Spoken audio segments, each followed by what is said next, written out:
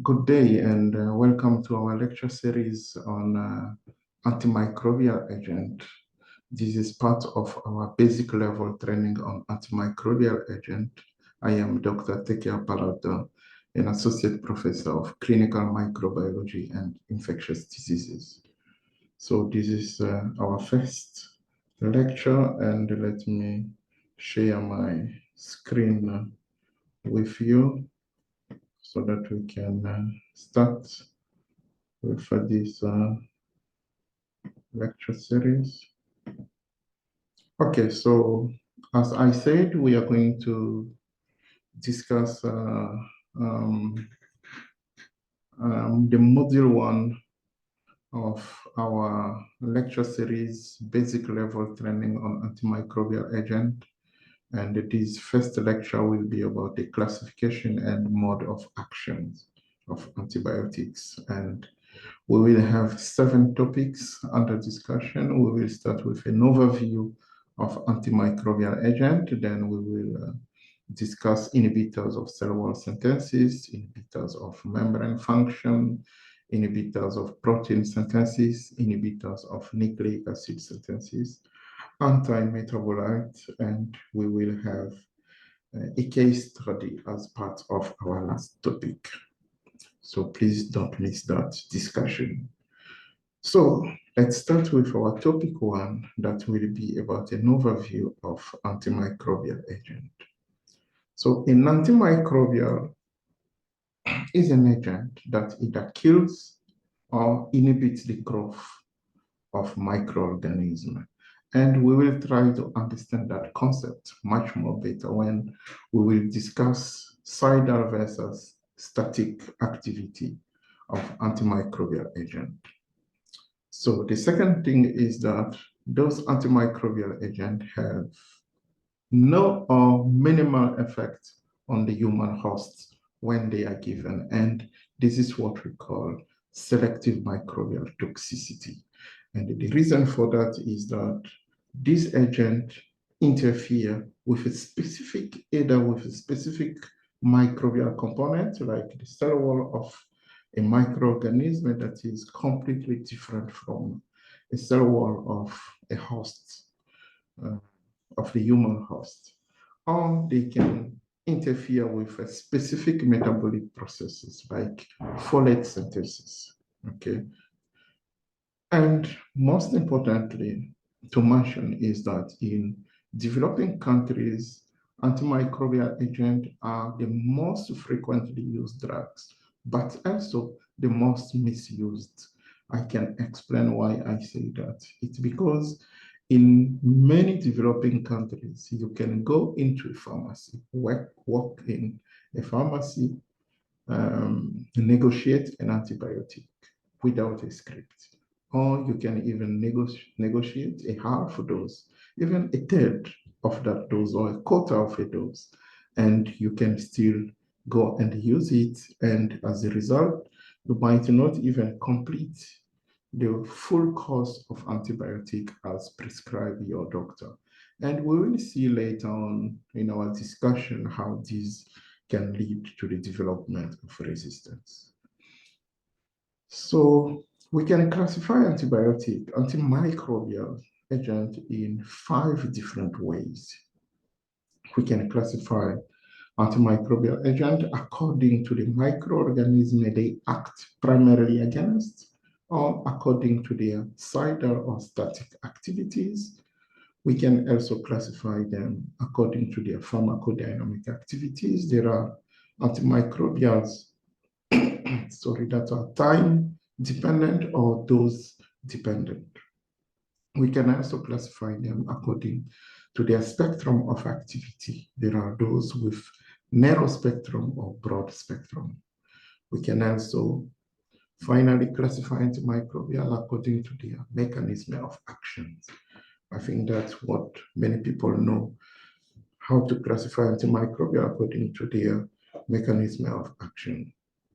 So let's look at the first classification of antimicrobial agent, that is according to the pathogen or the microorganism they act against.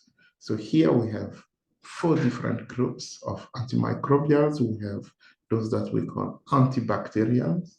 In fact, when we speak about antibiotics, we actually mean antibacterial. And we have antiviral, we have antiparasitic agent, and we have antifungals. So with this, let's look at in details the antibacterial agent or antibiotics. So antibacterial agent or antibiotics can also be classified in many different ways. We have those that inhibit the cell wall synthesis, where we found the beta-lactams, we found the glycopeptide like vancomycin. We can also find the bacitracin, and we found those who interfere with cell membrane functions like your polymyxin. We then also find inhibitors of protein synthesis. And here you can see the ribosome in our bacterial cells with the 2 subunits, 50 and 30 subunits. Those protein synthesis that bind with the 30 subunits, we have tetracycline and aminoglycoside. And those who act about 50S subunit, we have the macrolide, we have clindamycin, linezolid, chloramphenicol, and streptogramine. Then we have antimicrobials that also inhibit the nucleic acid synthesis, like DNA gyrase, those that inhibit DNA gyrase, like your quinolones and fluoroquinolones, and those that inhibit the RNA polymerase, like your rifampicin. And we also have the anti-metabolites, like those who inhibit folate synthesis, like your sulfonamide and trimethoprim. So those are antibiotics or antibacterial.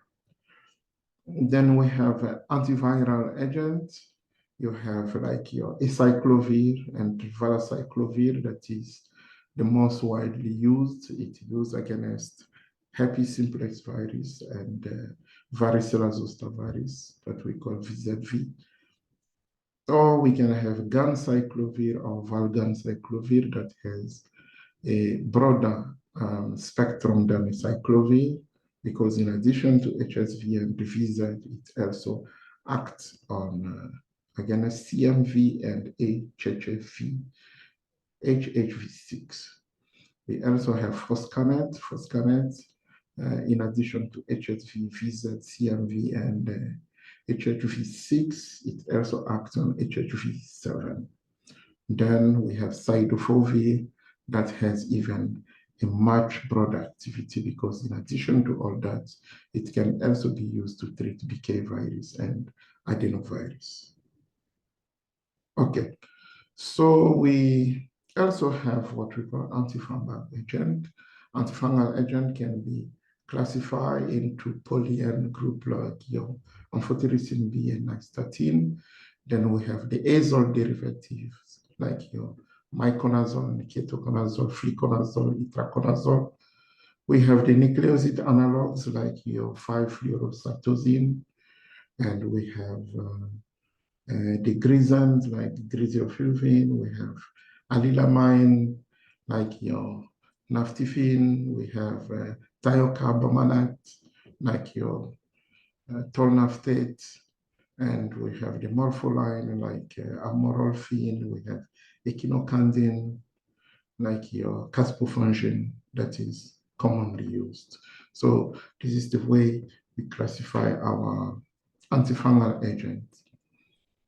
Then we have the last category of this form of classification is what we call the antiparasitic agent. We have 3 categories of them. We have the anti-cestoda, anti-trematoda, and anti-nematoda. So the anti-cestoda, we have like your praziquantel. Anti-trematoda, we have like your praziquantel also. We have your oxamnikin, we have metrifonate. And the anti-nematode, we have like your carbamazine, piperazine, mebendazole, thiabendazole. Those are the anti-nematode. So this is our first type of classification. So this was the classification depending on the pathogen antimicrobial agent act against. The second type of classification is to differentiate antimicrobial according to whether they have a cidal or static activity. And here we have cidal, that means only able to kill. And cidal, when we say bactericidal, agents are agents that are able to kill a bacteria. If we say fungicidal, they are able to kill fungi. Okay, so static means inhibit. So it can inhibit the metabolism. So when we say bacteriostatic, it means that it can inhibit the growth of bacteria. But the thing is that when an antimicrobial agent is able to inhibit the growth for a very long time, then what it happened that the microorganism will still end up dying. So the difference between cidal and static in this case, especially, it's really a matter of time. So let's illustrate this with an example. This is a growth curve of microorganism, like a bacteria you can see here. A lag phase, then it will enter an exponential phase. Okay, so you have a high level replication in the absence of treatment. But let's say from here we introduce an antibiotic agent, a drug is added, you will see that if this antimicrobial has a bactericidal activity, okay, let's say a beta-lactam that has a bactericidal activity, there will also be an exponential reduction, of the bacterial load, you will see here. But if it has only bacteriostatic activity, like one of the tetracycline is given, then you will see here it inhibits the growth. But then if you complete the course of the treatment and you inhibit the metabolism of this bacteria for a very long time, then what will happen is that the microorganism will die.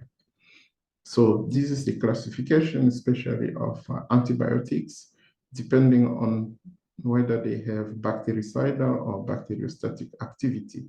You can see here the bactericidal drugs are mainly aminoglycoside, the beta-lactams, the fluoroquinolones, glycopeptide, cyclic lipopeptide, and the nitroimidazole. So those have bactericidal activity. And here we have the bacteriostatic activity like your tigecycline, the tetracycline, lencosamide like your Clenda, macrolide like your Zitro, and oxazolidinone like your linezolid, and the sulfonamide. Those have a bacteriostatic activity. But there is a very important concept of MIC and MBC that we need to understand: the minimum inhibitory concentration and the minimum bactericidal concentration. So it's very important to understand this, because we also need to know how to predict whether the antimicrobial agent that you're going to use will have a bacteriostatic or bactericidal activity from the lab, from the laboratory. So you can see here, those are microtube. What we do is when we make a bacterial suspension in all those tubes at different concentrations, we do a dilution study. We start with 16 microgram of antibiotic per milliliter of the solution. Then we do a dilution series. We incubate this. Now, the next day when we will read, you will see maybe we have growth from this concentration of 0.06, 0.03, and 0.015. You can see visible growth here. Then to know the MIC, that is the minimum inhibitory concentration, this is also defined as the lowest concentration of the antibiotics that is able to inhibit the growth of a bacteria. So we will take the concentration that is above the visible growth. So the MIC will be 0.125, okay? Then to know the MBC, the minimum bactericidal concentration, it means that the lowest concentration of the drug that is able to kill the bacterial agent, we take here, we plate out on a solid media and we incubate. So you will see, we look the incubation from the lowest visible growth that was 0.06. We can see the growth here. From 0.125, we can see really a minimal growth. So it means that there were some few only inhibited and others killed. Then from 0.25, there is no growth. So from where there is no growth, that's what will be considered as MBC. Now, to predict from the lab whether the antibiotic you are going to use will have a bacteriostatic or bactericidal activity, what you need to do is to calculate the ratio MBC, the ratio MBC-MIC.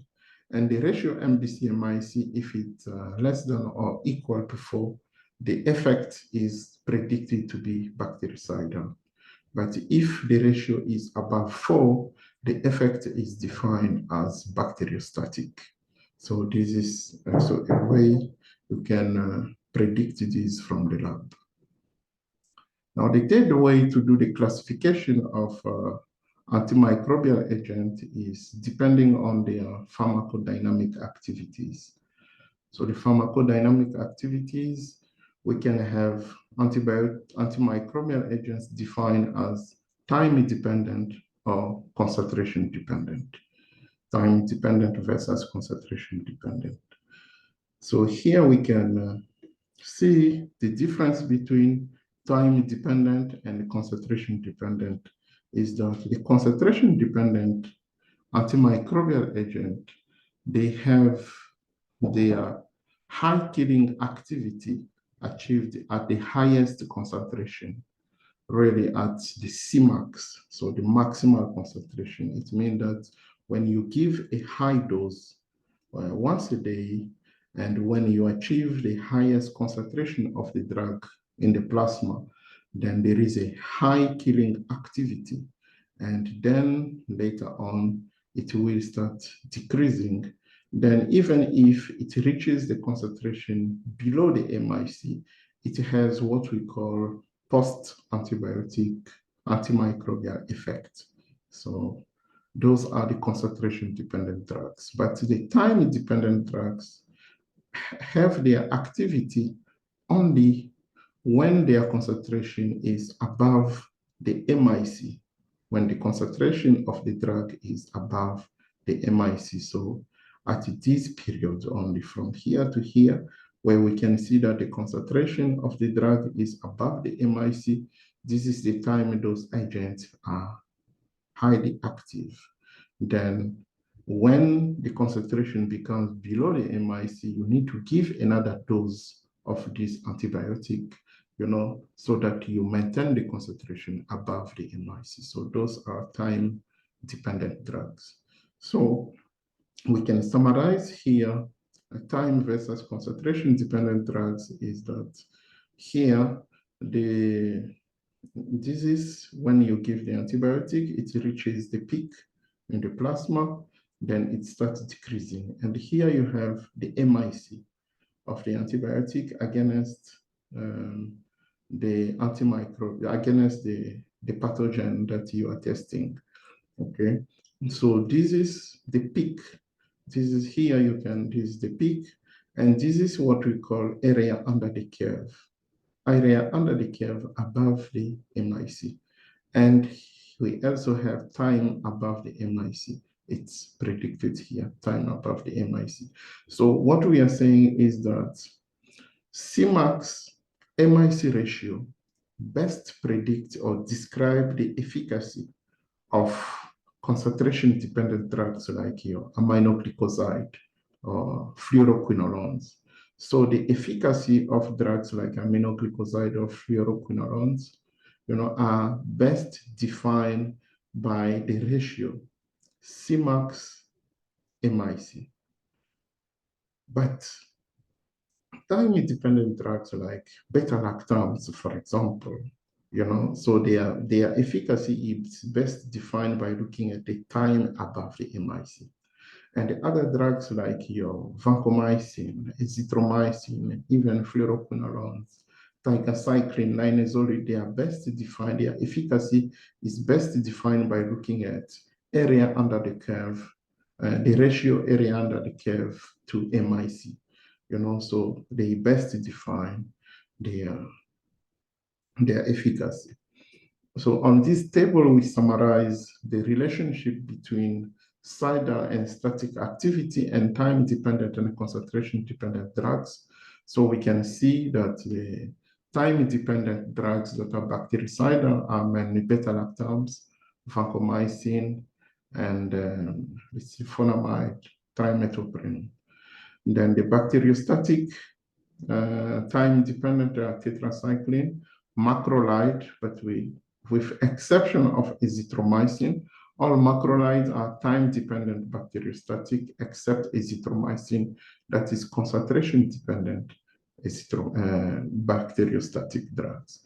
And the quinolone and metronidazole and aminoglycoside are all bactericidal, but concentration-dependent. It means that you need to give one dose. If you give one high dose a day, like aminoglycoside, 240 milligram, once a day, it reaches the Cmax. It has very high killing activity than giving aminoglycoside, for example, 80 milligram, 3 times a day. Okay. The fourth way to classify antimicrobial agent is according to their spectrum of activity. We have those with narrow spectrum versus those with broad spectrum. And the narrow spectrum one are only able to kill one type of bacteria, like penicillin. It's only able to kill, gram-positive bacteria. And you have the broad spectrum that kill both type of bacteria, gram-positive and gram-negative. You can have like your amoxicillin or ampicillin or that are able to kill, your gram-positive and your gram-negative bacteria. So here we can see an example like your aminoglycoside that are able to kill mainly gram-negative. Cephalosporin kills both gram-positive and gram-negative, so it's a broad spectrum, tetracycline broad spectrum. There are penicillin like ampicillin and amoxicillin that are broad spectrum, but not penicillin G that has a small spectrum because it only kills mainly gram-positive. And you have sulfonamide, fluoroquinolones, broad spectrum, carbapenem, broad spectrum, and the rest here, like clindamycin, has mainly activity against gram-positive, so it's smaller spectrum. So this is also another way to classify antimicrobial agents. So we can summarize it here. Those that have a narrow spectrum, like your benzyl penicillin, oxacillin or cloxacillin, erythromycin, they act more against gram-positive. And also polymyxin B, that has also a narrow spectrum because it acts only against gram-negative. And we have broad spectrum, like your tetracycline, aminoglycoside, semi-synthetic penicillin, like your amoxicillin, carbapenem, cephalosporin. Those have broad spectrum activity. And the last way to classify antimicrobial agents is according to their mode of action or the mechanism of action. We have inhibitors of cell wall synthesis that are there, like your beta-lactam, your glycopeptide, and the bacitracin. And we have inhibitors of nucleic acid synthesis, like your inhibitors of DNA synthesis, like your fluoroquinolones, and inhibitors of RNA synthesis, like your rifamycins. We have those that inhibit plasma membrane function, like your polymyxin B and colistin. And we also have inhibitors of protein synthesis, those that act on the 30S subunit, like your aminoglycoside, and those that act on the 50S subunit of the ribosome, like your macrolide, glycosamine, chloramphenicol. And we also have anti-metabolites, those that inhibit folic acid synthesis, and those that inhibit mycolic acid synthesis, like your isoniazid.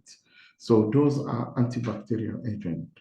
But we also have antiviral agents, like those that target viral function and those that target cellular function in the virus. And those that target viral function, they target specific enzymes, the activities of specific viral enzymes like nucleic acid polymerase, the protease, the integrase, and the neuraminidase. And those that interfere with nucleic acid polymerase, we have many enzymes here, like your DNA-dependent DNA polymerase, RNA-dependent RNA polymerase, and DNA-dependent RNA polymerase. So we have their list here. We have those that interfere with viral enzymes like your polymerase. We have acyclovir, ganciclovir, lamivudine. We have, those that have effects against herpes simplex. Lamivudine and adifovir have effect on hepatitis B virus, and this has effect on hepatitis C. We also have the protease inhibitors and the neuraminidase inhibitors, and those that target cellular components of the cells, cellular targets in the cells, and we have other viral agents. Okay, and for the antiparasitic agent, we classify them then across the protozoa, those that have antiprotozoa activity, because here they interfere with a folate pathway like your sulfonamide, and those that interfere with protein synthesis. We remember that those antiprotozoa are also antibiotics because they have antibacterial activity. And we have the antimalarial drugs, for example.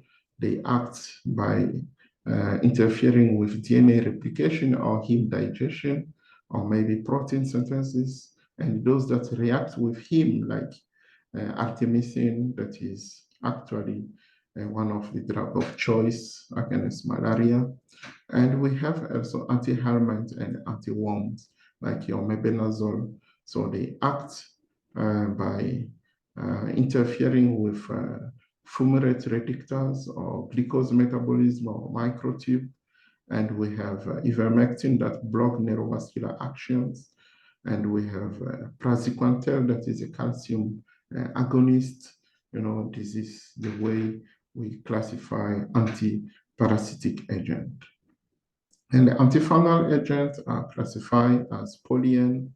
The polyen, they have a fungicidal activity, and they target ergosterol and extract sterol from fungal cell membrane. They have a broad spectrum, like your amphotericin B, And we have the free cytosine. Free cytosine inhibit DNA and RNA synthesis. They are mainly fungicidal against Cryptococcus. We have the azole group, that is the commonly used. They inhibit 14-alpha-lanosterol demethylase, thereby inhibit ergosterol synthesis. They are mostly fungistatic, and an example of azole here, like your fluconazole. And we have the echinocandide that target 1,3-beta-D-glycan synthase, then preventing production of the cell wall. So they also have fungicidal activities, but some against Aspergillus, they have a fungistatic activities. Okay, so those are the 5 different ways we can classify antimicrobial agent. Now, let's assess our understanding by with these two questions. The first knowledge test question is, you have this result, you have multi-drug resistance bacteria, E. coli, Listeria, Salmonella, Pseudomonas aeruginosa, and Klebsiella pneumoniae. You have their MIC from the lab, and you have their MBC result, and you have the MBC-MIC ratio that is given here. So for each of these microorganisms, indicate whether the tested antibiotic has a cidal or a static activity. So you have 30 seconds to think about this and respond to the question. Just pause your video, think about this, and respond to the question. 30 seconds. Okay, so what we have said about this, whether the antibiotic has a cidal or a static activity, you remember that you have to do the MBC-MIC ratio. And we say that if the ratio is below or equal to 4, it has a cidal activity. So we can see that all the tested antibiotic against E. coli, Listeria, Salmonella, and Klebsiella, they have MBC-MIC ratio below or equal to 4, so they have a cidal activity. But the one tested against Pseudomonas aeruginosa, the MBC-MIC ratio is above 4, so it has a static activity. Okay, so I think you understand that. Now, the second test is, in an adult male patient, aged 45 years with a BMI of 37, weight 77 kg, with creatinine clearance above 60, is the administration of gentamicin 240 milligram per day IM preferable than 80 milligram IM 3 times a day? Justify your answer. So you have this patient, adult male, 45 years, BMI 37, weight 77, creatinine clearance, that is a reflection of your renal function, is more than 60 mL per minute. It means that he has a good renal function. So there is no problem to worry, because aminoglycoside have a problem, have a nephrotoxic activity. Now, knowing that, do you think that if we give him one dose of gentamicin 240, as compared to giving him 80 milligrams 3 times a day, which one is the best way to use the antibiotic in this case? Pause your video 30 seconds. Think about the answer.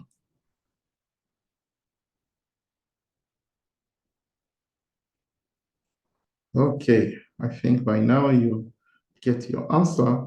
And first of all, you understand that the renal function of this patient is very good. More than 60 milliliter per minute. It's very good, okay? So there is no problem about his kidney. So you can use aminoglycoside with no fear. Okay. Then what we have said, that aminoglycoside is a concentration-dependent drugs. A concentration-dependent drugs. So its efficacy is best achieved when the concentration reaches the Cmax, the maximal, when it reaches this maximal concentration. So it means that when you give 240 milligrams, you already reach the top of a concentration in the plasma. That's where it has a high killing activity, because it is also a bactericidal drug. So it is preferable to give 240 milligrams once a day than giving this patient 80 milligrams 3 times a day. Okay, so follow us on the second part of the topic 2 of our module 1, that deals with inhibitors of cell wall synthesis. Thank you.